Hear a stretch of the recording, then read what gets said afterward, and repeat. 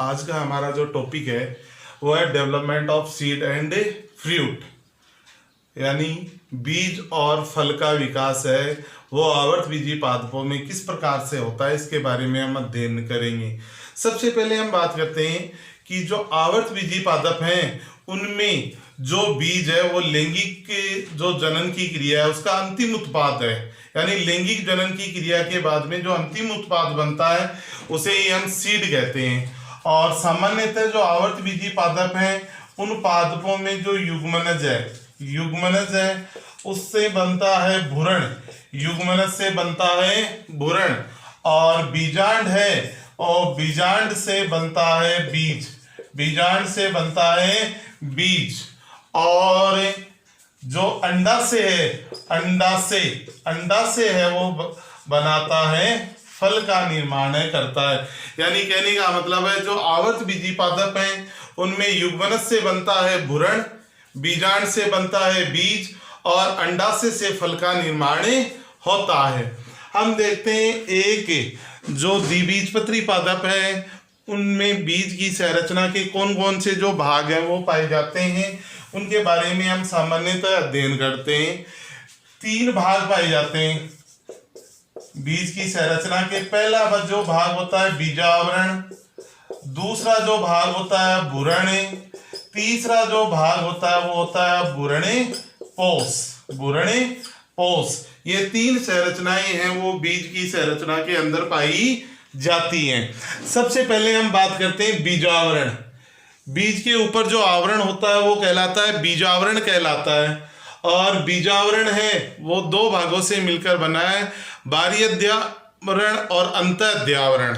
और सामान्यतः इसका निर्माण है बीजावरण का निर्माण वो बीजांड के बाह्याध्यावरण और बीजांड के अंतःध्यावरण के द्वारा बीजावरण का निर्माण होता है, जिसे हम जो बाहर की ओर पाया जाता है टेस्टा और अंदर की ओर पाया जाता है टेगमेन, अंदर की ओर पाया जाता है टेगमेन पाया जाता है। ये बीज के चारों ओर का आवरण होता है बीजावरण, जो बाहर वाला टेस्टा और अंदर वाला टेगमेन कहलाता है। बीजावरण है वो बीज की सुरक्षा करने का कार्य करता है। और दूसरा जो भाग आता है बीज के अंदर वो आता है एम्ब्रियो, भ्रूण। हम जानते हैं कि भ्रूण का निर्माण है वो नर युग्मक और अंडकोशिका के द्वारा होता है। नर युग्मक और अंडकोशिका है वो संलयित होकर क्या करती है, भ्रूण का निर्माण करती है। इसमें 2 बीज पत्र पाए जाते हैं, शीर्ष भाग पर प्रांकुर और इसके आधार भाग है उस पर मूलांकुर पाया जाता है। और मूलांकुरों के बीच का जो भाग है वो कहलाता है बीजपत्राधार, और प्रांकुर और बीजपत्रों के बीच का जो भाग है वो बीजपत्रोपरिकी कहलाता है। इस प्रकार से जो आवर्तबीजी द्विबीजपत्री पादप है उनमें भ्रूण का निर्माण है वो होता है। तीसरा जो भाग आता है वो आता है भ्रूणपोष, एंडोस्पर्म। भ्रूणपोष है वो एक खाद्य उत्तक होता है। खाद्य उत्तक का मतलब होता है जो भ्रूण को पोषण प्रदान करने का कार्य करता है। भ्रूणपोष है वो क्या करेगा, भ्रूण को पोषण प्रदान करने का कार्य, और ये त्रिगुणित होता है, 3N होता है, यानी त्रिगुणित संरचना है वो पाई जाती है। और सामान्यतः भ्रूणपोष में खाद्य उत्तक है तो इसमें पदार्थ पाए जाते हैं वो होते हैं पोषक पदार्थ, जैसे कार्बोहाइड्रेट गेहूं और धान में पाया जाता है, प्रोटीन है वो दालों में पाई जाती है, वसा मूंगफली और सूरजमुखी में पाई जाती है। यानी कहने का मतलब क्या होता है, जो आवर्तबीजी पादपों में भ्रूणपोष होता है वो एक खाद्य उत्तक होता है और भ्रूण को पोषण प्रदान करने का कार्य करता है। कई पादपों में क्या होता है कि बीजांडकाय नष्ट न होकर भ्रूणपोष के चारों ओर जमा हो जाता है, जिसे परिभ्रूणपोष कहा जाता है, परिभ्रूणपोष। और इसका जो उदाहरण है वो सुपारी और काली मिर्च है, सुपारी, और दूसरा जो उदाहरण होता है वो होता है काली मिर्च।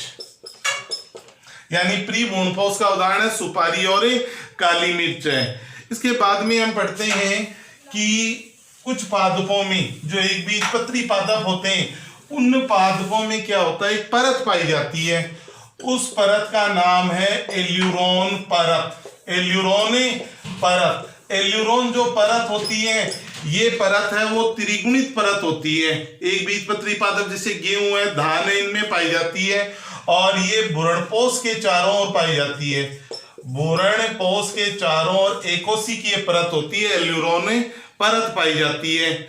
और कुछ पादप जो होते हैं एरिल, जैसे लीची का जो पादप होता है, इस पादप में क्या होता है, बीजांड के चारों ओर मांसल रसदार आवरण पाया जाता है, जिसे हम कहते हैं एरिल कहते हैं।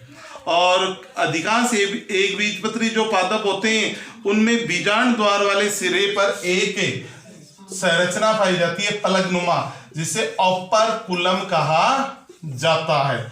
यानी ये आवर्त बीजी पादपों में ये संरचनाएं हैं वो पाई जाती है। यानी कहने का मतलब है कि जो आवर्त बीजी पादप होते हैं, उन पादपों में जो बीज है उसका विकास है वो बीजांड के द्वारा होता है। यानी बीजांड का जो विकसित रूप है वो ही बीज होता है। बीजांड का विकसित रूप ही क्या कहलाता है, बीज कहलाता है। अब हम पढ़ेंगे फल के बारे में। फल या फ्रूट, फल या फ्रूट क्या है। हम जानते हैं कि अंडाशय है, अंडाशय का जो परिपक्व रूप होता है वही क्या कहलाता है, फल कहलाता है। यानी फल का जो निर्माण है वो किसके द्वारा होता है, अंडाशय के द्वारा ही होता है। यानी अंडाशय के द्वारा जब फल का निर्माण होगा तो उन फलों को कहा जाता है सत्य फल।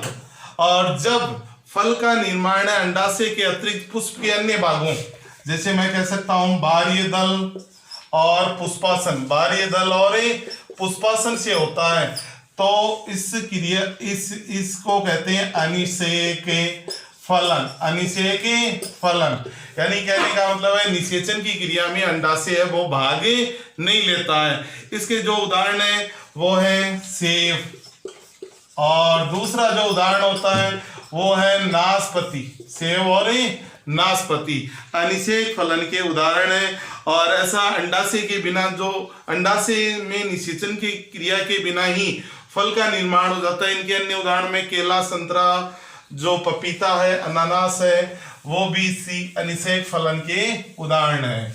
यानी अंडकोशिका के बिना ही निषेचन हो जाता है और फल का निर्माण हो जाता है। जिसे मैंने बताया बाह्य दल और पुष्पासन से जब फल का निर्माण होता है तो इसे कहते हैं अनिषेक फलन।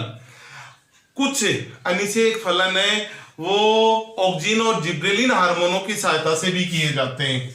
ऑक्सिन और दूसरा हार्मोन होता है जिब्रेलिन हार्मोन, ये पादप हार्मोन होते हैं। इन हार्मोनों के द्वारा भी किए जाते हैं, जिसे कहते हैं प्रेरित अनिषेक फलन। अनिषेक फलन यानी जब ये क्रिया है वो ऑक्सिन और जिब्रेलिन हार्मोन के प्रभाव में होती है तो इसे प्रेरित अनिषेक फलन की क्रिया कहा जाता है।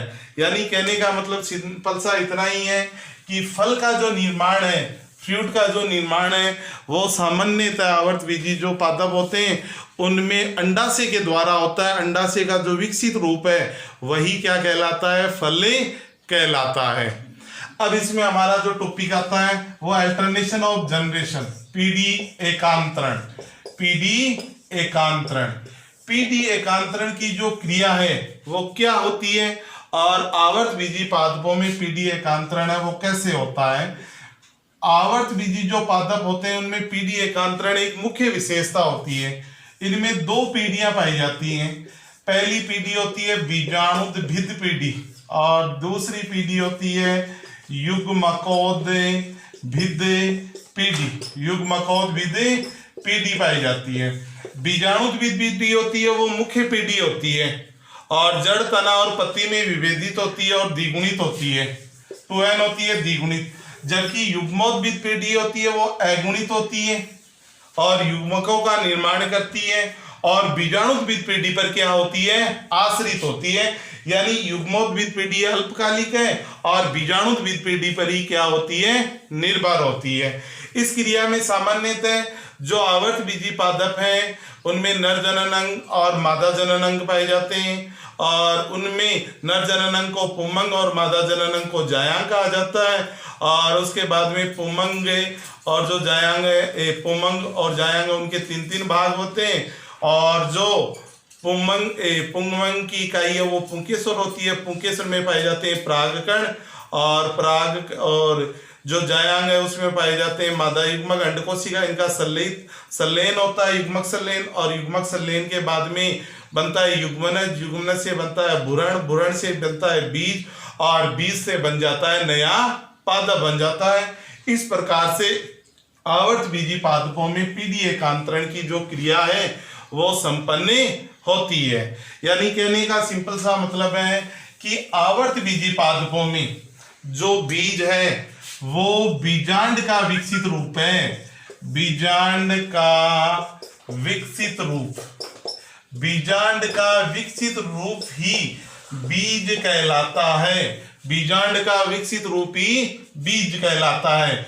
और फ्रूट जो फल है वो अंडाशय का विकसित रूप, अंडाशय का विकसित रूप ही फल कहलाता है। यानी फल का निर्माण है वो अंडाशय से होता है, और बीज का निर्माण है वो बीजांड से होता है। और हमें पता है कि युग्मनज है वो विकसित होकर क्या बनाता है, भ्रूण बनाता है। क्या बनाता है, भ्रूण बनाता है। आवर्त बीजी जो पादप होते हैं उनमें बीज के अंदर जो नीचे की ओर माइक्रोपाइल पाया जाता है, बीजांड द्वार पाया जाता है, वो बीजांड द्वार है वो हवा आदि के लिए यथावत बना रहता है। यानी जो बीजांड में जो बीजांड द्वार पाया जाता है वो बीज के अंदर भी यथावत संरचना के रूप में पाया जाएगा। आज के लिए इतना ही। चैप्टर नंबर जो 3 था वो कंप्लीट हो चुका है पूरा आज, और इसमें आप कोई भी किसी को कोई डाउट हो तो कमेंट बॉक्स में लिखें, और YouTube चैनल को लाइक कीजिए, शेयर कीजिए और सब्सक्राइब कीजिए। Okay, bye.